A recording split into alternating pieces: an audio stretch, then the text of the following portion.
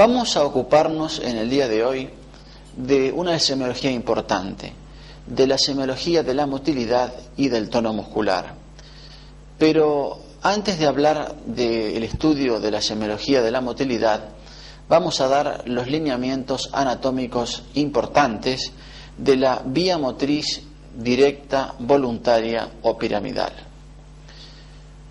Como podemos ver en la imagen, los influjos motores nacen en la capa 4 de la región prerolándica, donde están situadas las células gigantes piramidales de Betz, cuyos cilindroejes realizan un recorrido dentro del neuroeje para sinaptar con la segunda neurona motora situada, ya sea en los núcleos motores del tronco cerebral o en el asta anterior de la médula, a través de cuyas prolongaciones periféricas, que constituyen en un caso los pares craneanos y en el restante las raíces y nervios periféricos, llega la incitación motora a los músculos de la economía, con lo cual se experimenta el correspondiente movimiento.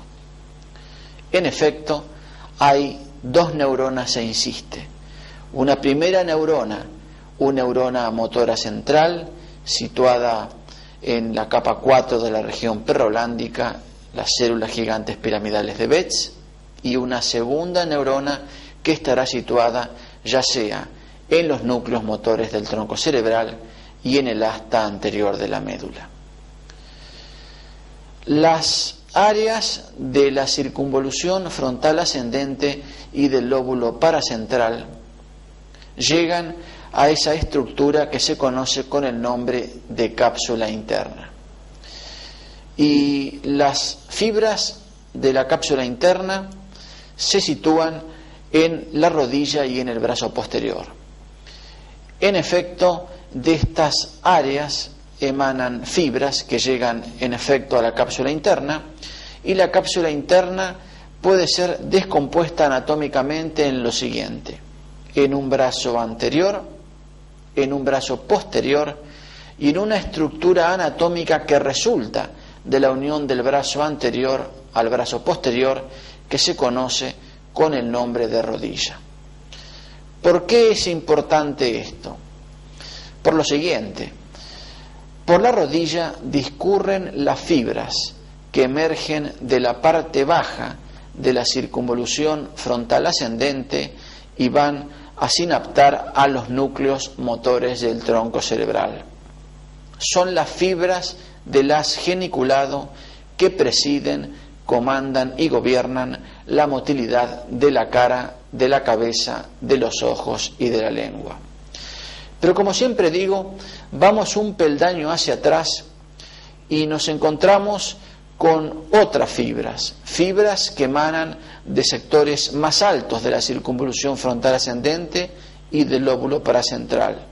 Son las fibras destinadas a los centros motores de la médula. Son las fibras de la piramidal propiamente dicho, que por el contrario van a presidir la motilidad voluntaria de las extremidades contralaterales y del hemitronco contralateral. Vamos a seguir el trayecto de la vía piramidal y el trayecto del haz geniculado. La vía piramidal atraviesa sucesivamente el pedúnculo, la protuberancia y el bulbo, y en la parte inferior del bulbo las fibras del haz piramidal se decusan en un 80%, conformando o dando lugar a lo que se conoce con el nombre de haz piramidal cruzado. Mientras que en un 20% las fibras del haz piramidal no se decusan, aunque sí lo hacen posteriormente a diversas alturas de la médula cervical. Las fibras del haz geniculado, por el contrario, se decusan solo en parte, por lo cual la inervación de los pares craneanos es doble, ipsilateral y contralateral, con la excepción, esto vamos a verlo posteriormente, con la excepción del núcleo motor del facial inferior, que recibe una inervación predominantemente cruzada. Pero habíamos dicho que las fibras del haz piramidal sinaptan con la neurona motora periférica situada en el asta anterior de la médula. Y la prolongación de la neurona motora periférica del asta anterior de la médula conforma lo que se conoce con el nombre de raíces motoras. Esto podemos verlo en la imagen. Y tenemos que decir que hay 8 raíces motoras cervicales, 12 raíces dorsales, 5 raíces lumbares y 5 raíces sacras. Habiendo explicado brevemente las nociones anatómicas para comprender cómo es la última anatomía de la vía motriz directa, voluntaria o piramidal, vamos al concepto de localizaciones medulares. En la corteza cerebral están situadas las áreas que presiden la motilidad voluntaria del hemicuerpo contralateral. Pero estas áreas tienen una disposición especial, conformando lo que se conoce con el nombre de homúnculo de Penfield, y la disposición que tienen estas áreas es inversa a la que tiene el individuo. Vale decir, cabeza abajo, pies arriba. Estas áreas están esparcidas en una gran extensión. En la cápsula interna, por el contrario, están situadas las fibras que emanan de esas áreas, como hemos dicho, pero tenemos que decir que aquí estas fibras no están esparcidas en una gran extensión, sino por el contrario, condensadas en una pequeña extensión. En el tronco están situados, como hemos dicho, los núcleos motores del tronco cerebral, y finalmente en la médula se sitúan los centros motores de los miembros y del tronco propiamente dicho. Hemos dado las características fundamentales de la anatomía de la vía motriz directa, voluntaria o piramidal, y hemos dado también el concepto de localizaciones motoras. Pero la semiología se realiza de la siguiente manera. La exploración en la consulta o al pie de la cama del enfermo sigue diversos cánones que están magníficamente esbozados en el videoprograma de semiología general que está grabado. La exploración sigue entonces estos cánones: exploración de la motilidad activa voluntaria, exploración de la fuerza muscular y exploración de las maniobras tendientes a poner de manifiesto una paresia, vale decir, una disminución de la fuerza muscular, como son las maniobras de Mingazzini, tanto de las extremidades superiores como de las extremidades inferiores, y la maniobra de Barré de las extremidades inferiores. La principal alteración de la motilidad está dada por una parálisis o paresia. Con el nombre de parálisis identificamos la abolición del movimiento y con el nombre de paresia una disminución de la fuerza muscular. Pero tanto una como otra están trasuntando la existencia de una lesión que afecta la vía motora desde el cerebro al músculo. Cuando la parálisis toma un miembro se conoce con el nombre de monoplejía. Cuando la parálisis toma 2 miembros simétricos se conoce con el nombre de paraplejía. Por el contrario, cuando la parálisis toma los 4 miembros recibe el nombre de cuadriplejía, y cuando la parálisis está limitada a una mitad del cuerpo recibe el nombre de hemiplejía. Pero cuando ocurre no una abolición del movimiento, sino una disminución de la fuerza muscular, recibe otro tipo de denominación. Cuando existe una disminución de la fuerza muscular limitada solamente a un miembro, recibe el nombre de monoparesia. Cuando la disminución de la fuerza muscular toma dos miembros simétricos, recibe por el contrario la denominación de paraparesia. Cuando la disminución de la fuerza muscular toma los cuatro miembros, recibe el nombre de cuadriparesia. Y finalmente, cuando la disminución de la fuerza muscular está limitada a una mitad del cuerpo, esto se conoce con el nombre de hemiparesia. Por otra parte, estas plejías, estas parálisis o paresias podrán ser espásticas si resultan de una lesión de la primera neurona motora en su centro o en el trayecto periférico que conforma la vía piramidal, o serán flácidas, y esto resultará entonces de una lesión que obre en la segunda neurona motora en su centro o en su trayecto periférico. En síntesis, hay dos neuronas. Una primera neurona, como hemos dicho, situado en la circunvolución frontal ascendente y en el lóbulo paracentral, donde están situadas, valga la redundancia, las células gigantes piramidales de Betz, y una segunda neurona motora que corresponderá a los núcleos motores del tronco cerebral y a la neurona motora periférica del asta anterior de la médula. Pero estas neuronas presentan una oposición funcional y vamos a estudiar el motivo de esto. La primera neurona preside la motilidad activa voluntaria, pero ejerce un influjo inhibitorio sobre la motilidad refleja y postural. Esto es el motivo por el cual la lesión de la primera neurona motora en el centro o en la vía piramidal, que son las fibras que emanan de las áreas de la primera neurona motora, la lesión de la primera neurona motora, en fin, va a dar como resultado una parálisis o paresia córtico-espinal. ¿Cuáles son las características de la parálisis o paresia córtico-espinal? Las siguientes. El enfermo presenta una paresia o plejía que toma grandes segmentos musculares. Generalmente es una paresia o plejía polimuscular. Esta paresia o plejía polimuscular se acompaña de hipertonía, con las características de hipertonía piramidal que vamos a estudiar, que vamos a esbozar posteriormente.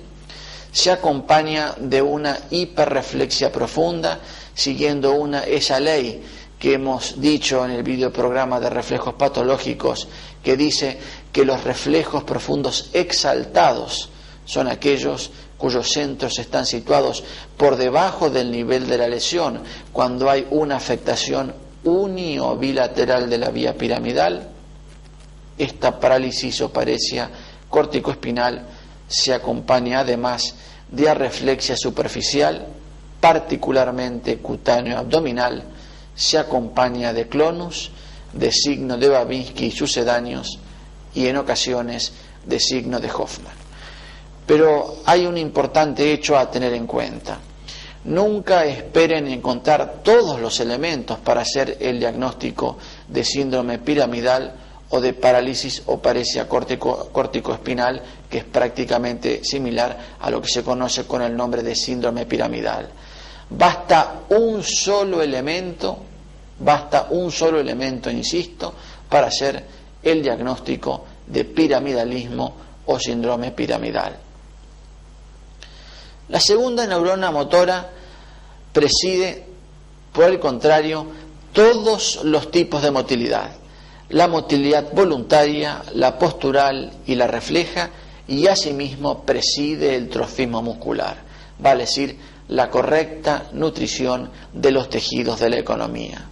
Por ello, la lesión de la segunda neurona motora en su centro o en su trayecto periférico o en sus prolongaciones, que constituyen las raíces anteriores y los nervios periféricos, va a dar como resultado una parálisis o paresia espinomuscular.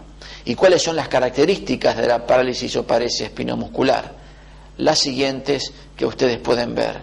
El enfermo presenta una paresia o plejía, pero no es polimuscular como en el caso de las lesiones piramidales, sino que generalmente es monomuscular, limitada a un segmento de músculo. Esta parálisis o paresia espinomuscular se acompaña además de hipotonía muscular, de hipoarreflexia profunda, siguiendo esa ley que dice que los reflejos profundos abolidos son aquellos cuyos centros segmentarios corresponden al segmento medular del arco reflejo involucrado, y se acompaña finalmente de trastornos tróficos con la atrofia muscular consecuente.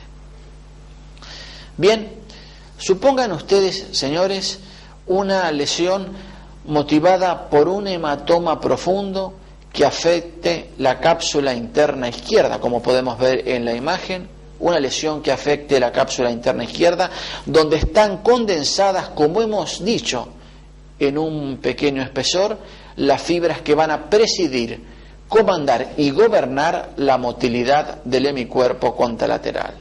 En este caso, la motilidad del hemicuerpo derecho.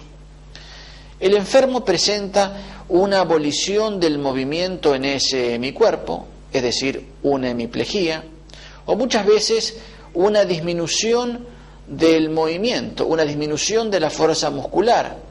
Presenta entonces una hemiparesia. Esta plejía o paresia del hemicuerpo contralateral, hemiplegia o hemiparesia, cursa generalmente con dos fases. La primera es una fase de flacidez, la segunda, por el contrario, es de espasticidad. En la fase de flacidez es muy importante decir esto. En la fase de flacidez se insiste, el único signo que atestigua que estamos en presencia de una lesión piramidal, amén de la hemiplegia que presenta el enfermo, es el hallazgo de un signo de Babinski. En la fase de espasticidad, por el contrario, sobrevienen algunos, como hemos dicho, algunos o todos los signos que caracterizan la lesión piramidal, vale decir, esa hemiplegia o hemiparesia que ahora se acompaña en la fase de espasticidad de hipertonía con características de hipertonía piramidal, de hiperreflexia profunda. Y para hablar de hiperreflexia profunda, esto lo hemos esbozado magistralmente en el videoprograma de reflejos patológicos, para hablar de hiperreflexia profunda se necesitan dos elementos, una respuesta policinética y una difusión del estímulo. Pero el enfermo presenta además en ese hemicuerpo afectado por la hemiplegia o hemiparesia correspondiente, junto con la hiperreflexia profunda, una abolición de los reflejos superficiales, particularmente los cutáneos abdominales. Presenta asimismo clonus, signo de Hoffman y Babinski en el lado del hemicuerpo afectado.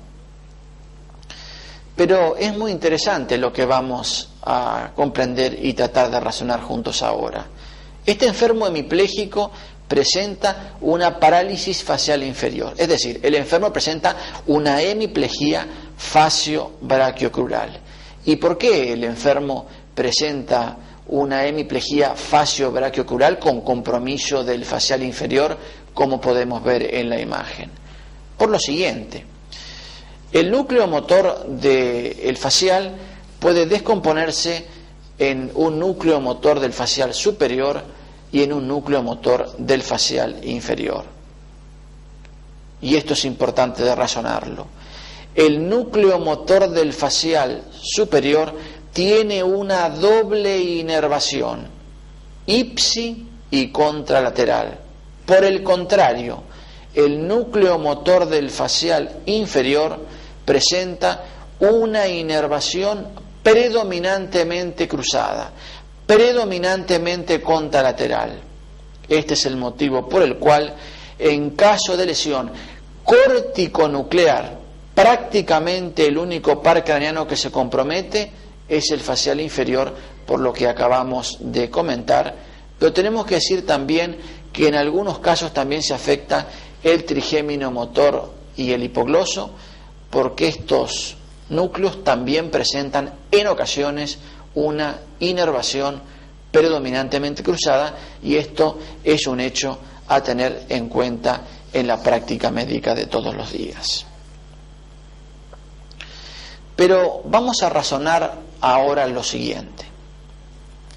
Supongan ustedes ahora una lesión debida, en nuestro caso hipotético que se puede ver en la imagen, supongan ahora ustedes una lesión que obedece a un canal medular estrecho que obre sobre la columna vertebral, afectando bilateralmente el haz piramidal.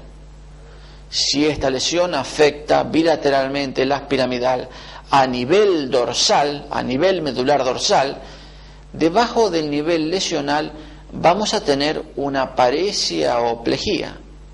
Como la lesión compromete, como hemos dicho, la médula dorsal, será una paraparesia o una paraplejía. Y como razonando, también tenemos que decir que como hay una afectación bilateral, como hemos dicho, del haz piramidal, esta paraparesia o paraplejía va a tener características o tintes espásticos. Es decir, esta paraparesia o paraplejía se va a acompañar de signos piramidales. Se va a acompañar de hipertonía, de hiperreflexia profunda con las características que hemos esbozado anteriormente. Se va a acompañar de abolición de los reflejos cutáneo abdominales, de clonus y de signo de Babinski. Pero ahora vamos a hacer otro tipo de razonamiento. Supongamos ahora una lesión debida también a un canal medular estrecho, que es el caso que hemos puesto como hipotético. Supongamos una lesión debida a un canal medular estrecho, vuelvo a repetir, que obre sobre la columna vertebral, afectando nuevamente el haz piramidal en forma bilateral, pero que esta lesión esté situada a nivel medular cervical alto. Por debajo del nivel lesional también vamos a tener una paresia o plejía, pero como la lesión en este caso compromete no a la médula dorsal, sino a la médula cervical alto, o a la médula cervical alta, vamos a tener por el contrario una cuadriparesia o cuadriplejía. Siguiendo el razonamiento, como hay afectación también en este caso bilateral piramidal, vamos a tener una cuadriparesia o una cuadriplejía espástica, es decir, nuevamente vamos a tener la presencia de signos piramidales. Pero como estamos a un nivel alto entonces, y este es el razonamiento, vamos a tener manifestaciones piramidales, no solo en las extremidades inferiores, sino también en las extremidades superiores. Y así el enfermo, además de la cuadriparesia o cuadriplejía, va a tener una hipertonía, una hiperreflexia profunda, con las características que hemos esbozado para hablar de hiperreflexia profunda, acompañada de abolición de los reflejos superficiales por debajo del nivel de la lesión, acompañada de clonus, acompañada de signo de Babinski y en este caso acompañada también de un signo de Hoffman.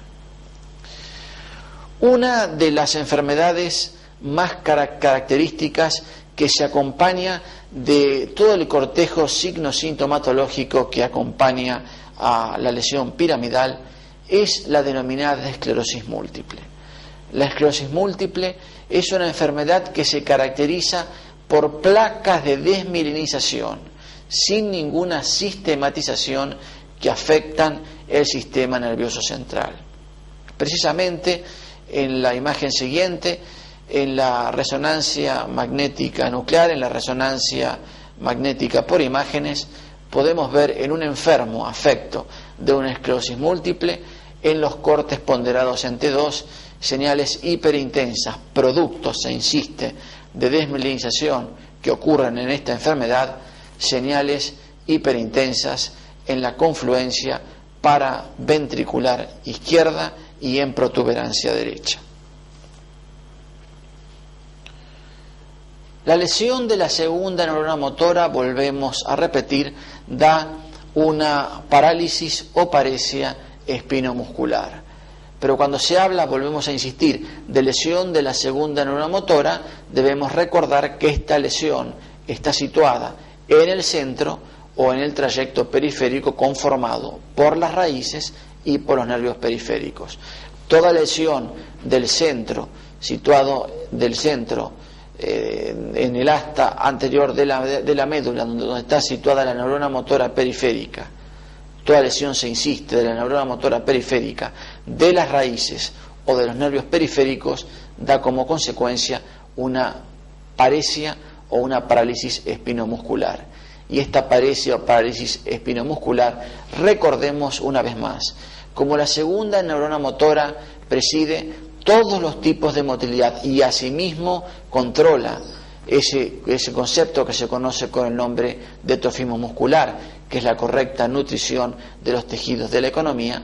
Esta lesión de la segunda neurona motora, que podrá ser la consecuencia de una poliomielitis anterior aguda, si toma el cuerpo de la segunda neurona motora, podrá ser consecuencia de una compresión de raíces motoras, podrá ser la consecuencia de una polineuritis. En definitiva, esta lesión de la segunda neurona motora cursa con todas las características que hemos esbozado anteriormente, con una paresia o parálisis limitada generalmente a un segmento muscular, es habitualmente monomuscular, y esta paresia o parálisis producto de la lesión de la segunda neurona motora cursa con hipoatonía muscular, con hipoarreflexia profunda, recordando una vez más que los reflejos profundos abolidos son aquellos cuyos centros corresponden al arco reflejo del segmento medular involucrado, y además presentan estos individuos trastornos tróficos con la atrofia muscular consecuente. Hemos dado, en definitiva, los lineamientos para encarar una adecuada semiología al pie de la cama del enfermo en lo concerniente a la motilidad, y hemos esbozado desde el punto de vista fisiopatológico esta oposición funcional que existe entre la primera y la segunda neurona motora. El punto siguiente es el estudio de otro canon, de otro variable importantísimo dentro de la semiología neurológica, que es el concepto del tono muscular, que vamos a estudiar a continuación. ¿Qué es el tono muscular? Todo músculo en reposo está en un estado de semitensión, que no es la flacidez de un músculo desnervado, vale decir, desprovisto de sus conexiones nerviosas, ni tampoco es la tensión de un músculo en contractura. Los fisiólogos, particularmente Sherrington, reconocen este estado con el nombre de tono muscular. En efecto, el tono muscular es un fenómeno enteramente reflejo, cuyos centros están en la médula, cuyas ramas aferentes están constituidas por las fibras sensitivo-sensoriales y cuya rama eferente está constituida o comandada por la neurona motora periférica. No vamos a entrar en la disquisición fisiopatológica de la regulación última del tono muscular, pero sí vamos a establecer desde el punto de vista clínico, que es lo que nos interesa, un concepto fundamental. El arco reflejo es una condición sine qua non para la correcta mantención y preservación del tono muscular normal.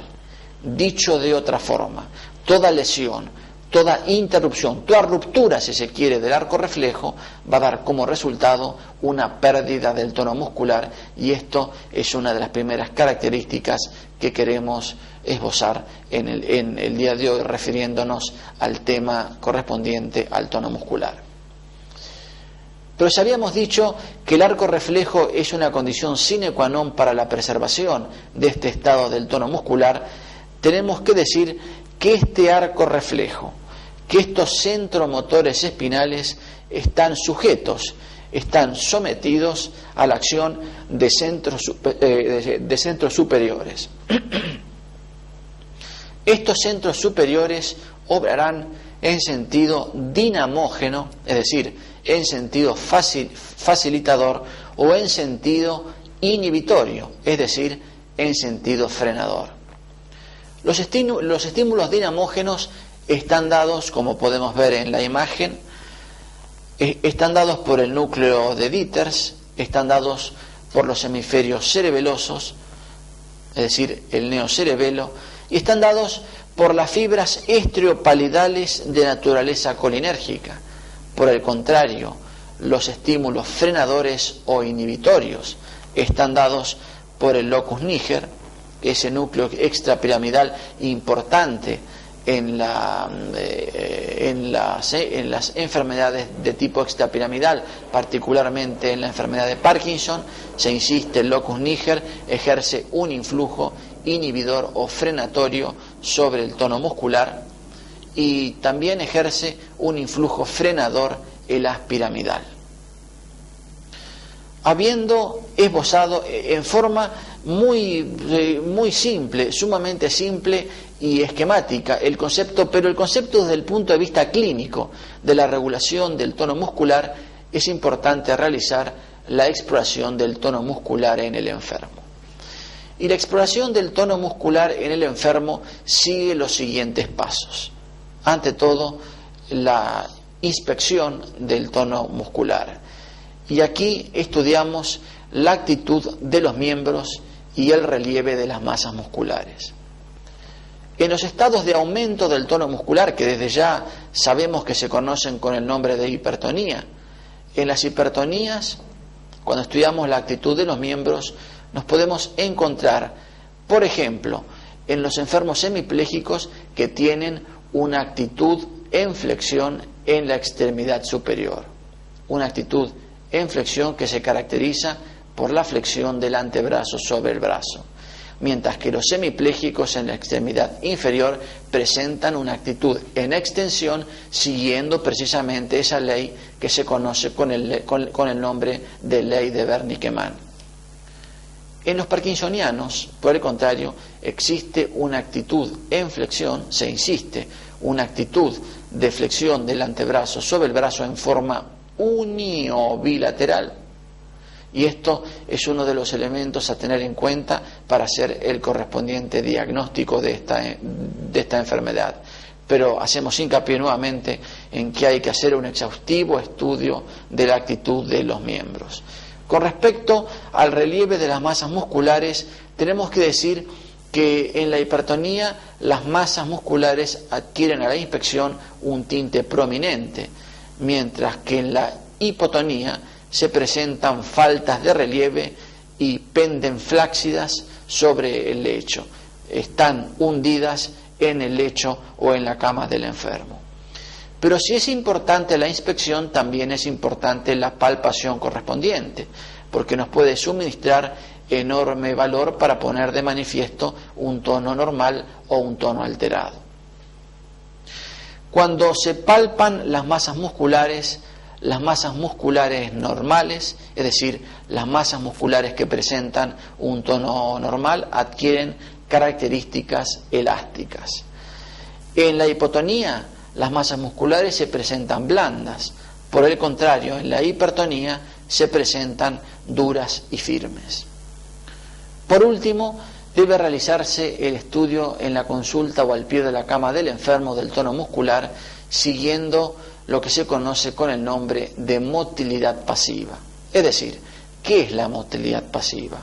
Es la motilidad puesta de manifiesto por el médico que realiza movimientos de flexo-extensión correspondiente, poniendo en juego las articulaciones correspondientes. Y así las pruebas importantes desde el punto de vista de la motilidad pasiva son la prueba talón-isquion y la prueba muñeca-hombro, notándose cómo es la amplitud y si hay una resistencia al desplazamiento correspondiente.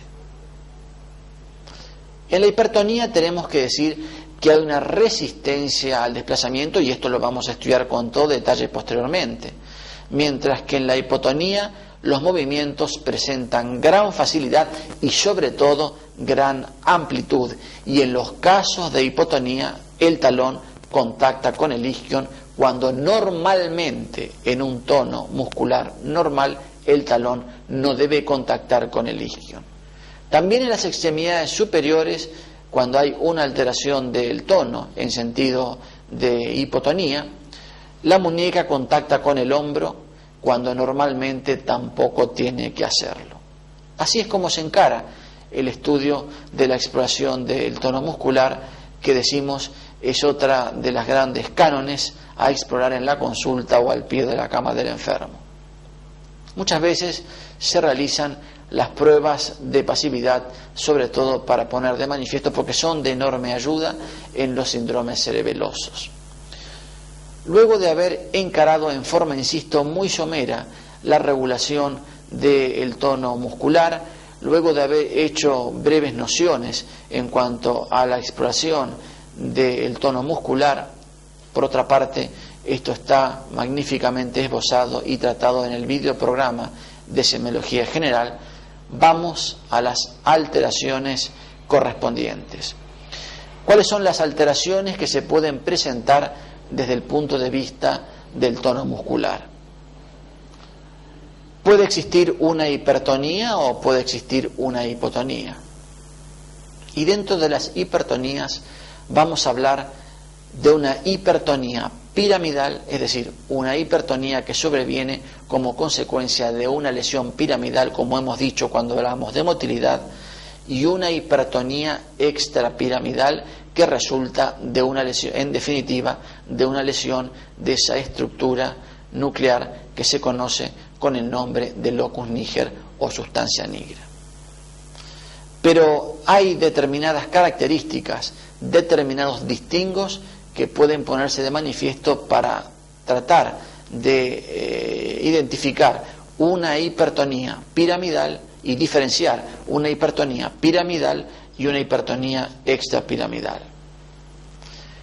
En tanto en una como en otra, insistimos, hay resistencia al desplazamiento, pero en definitiva, ¿cuáles son las características que nos permiten hacer la diferenciación correspondiente? La hipertonía piramidal resulta de, o puede verse en las lesiones de la vía piramidal, como hemos dicho, que resultan de una hemiplegia espástica, de una cuadriplegia espástica, de una paraplegia espástica o de una monoplegia espástica. Pero, ¿cuáles son las características de la hipertonía piramidal? La hipertonía piramidal clásicamente presenta lo siguiente: se limita a los músculos distales. Esto es prácticamente una constante. Se limita a los músculos distales y afecta a los flexores en los miembros superiores y a los extensores en los miembros inferiores. Es irreductible inicialmente, y como es irreductible inicialmente, presenta lo que se conoce con el nombre de signo de la navaja. Vale decir, cuando el enfermo realiza los movimientos, por ejemplo en el hemipléjico, cuando realiza el movimiento de extensión de la extremidad superior, encuentra una resistencia inicial que posteriormente cede. Cuando estudia en un parapléjico, por ejemplo, las extremidades inferiores, a través de la flexión correspondiente de las mismas, encuentra también una resistencia inicial que posteriormente cede. En definitiva, en las hipertonías piramidales se presenta lo que se conoce con el nombre de signo de navaja, una resistencia inicial que posteriormente cede, que se ha comparado a la navaja. Porque cuando uno abre una navaja, si recuerdan ustedes, hay una resistencia inicial que posteriormente cede. Pero además, la hipertonía piramidal de tomar los músculos distales, sobre todo los flexores en los miembros superiores, los extensores en los miembros inferiores, de ser irreductible inicialmente con la presencia de signo de la navaja, que podemos ver asimismo en la imagen correspondiente, el enfermo con una hipertonía piramidal presenta clásicamente una exaltación o una exageración de los reflejos profundos. La hipertonía extrapiramidal, por el contrario, predomina generalmente, aunque esto no es una constante, predomina generalmente en la musculatura proximal, afectando por igual a agonistas y antagonistas. es reductible, y como es reductible, da lugar a lo que se conoce con el nombre de signo de negro. Esta resistencia al desplazamiento es vencida en forma intermitente, como si fueran los escalones, las etapas o los dientes de una rueda de engranaje, y de ahí el concepto de signo de la rueda dentada o signo de negro, en donde, insistimos, la resistencia se vence en forma escalonada. Esta hipertonía extrapiramidal, como vemos en las imágenes que vamos a presentar a continuación, se acompañan de disminución de balanceo,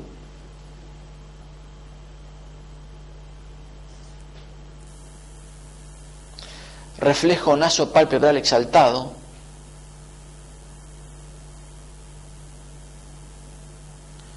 adiadococinesia y finalmente amimia. Esto lo hemos esbozado magistralmente en los videoprogramas que tenemos grabados de temblor, es decir, en lo que tenemos grabado concerniente a sistema extrapiramidal. Pero si habíamos dicho las causas que determinaban una hipertonía piramidal, ¿cuáles son las causas que pueden llevar a una hipertonía extrapiramidal? Las principales causas de una hipertonía extrapiramidal son las siguientes. Se observan en la enfermedad de Parkinson, en los parkinsonismos medicamentosos, por fenotiacinas, por butirofenonas, por el complejo sinaricina-flunaricina, a veces por reserpina. La hipertonía extrapiramidal se observa también como manifestación de parkinsonismo vascular, en donde encontramos muchas veces, sin embargo, la coexistencia de un signo de la navaja al que se le superpone posteriormente un signo de la rueda dentada. La hipertonía extrapiramidal se observa también en la parálisis supranuclear progresiva o enfermedad de Still-Richardson-Olszewski, en la degeneración estrionígrica o enfermedad de Joseph, en el síndrome de Scheidegger y finalmente en ciertos casos de atrofias olivopontocerebelosas. Por último, vamos al concepto de hipotonía muscular. Decíamos, cuando nos ocupábamos de la inspección correspondiente, que en la hipotonía los movimientos realizando las maniobras de flexión, de flexo-extensión progresivas, los movimientos se realizaban con gran facilidad y gran amplitud, y así el talón contactaba con el isquion, cuando normalmente decíamos que en un tono muscular normal el talón no llega a contactarlo. Pero, ¿a qué obedece una hipotonía muscular?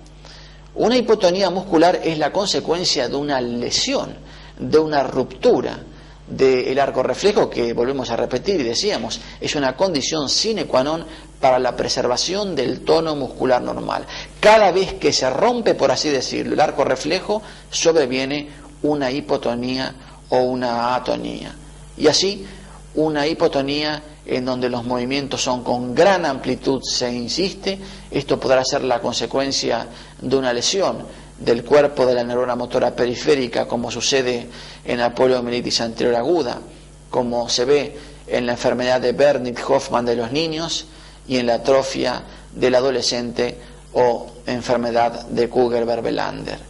Pero asimismo puede ser la consecuencia de una lesión radículo-cordonal posterior, como se ve en la tabes dorsal, periodo cuaternario de la sífilis.